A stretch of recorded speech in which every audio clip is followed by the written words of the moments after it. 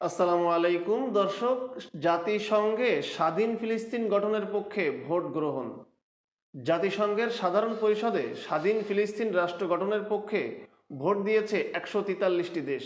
এর মধ্যে রয়েছে বাংলাদেশও। শুক্রবার 10ই মে নিউ ইয়র্কে জাতিসংঘের সাধারণ পরিষদে এ প্রস্তাবটি উত্থাপিত হয়।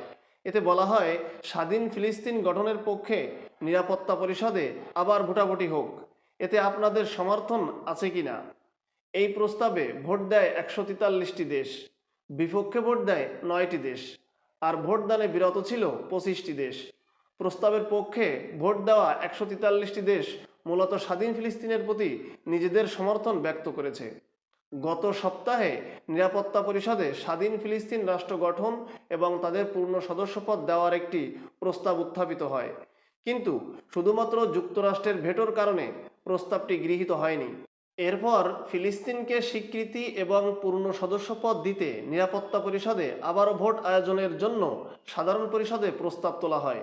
আর এই প্রস্তাবের পক্ষে জাতিসংঘের সদস্যভুক্ত 4/3 দেশ ভোট দিয়েছে।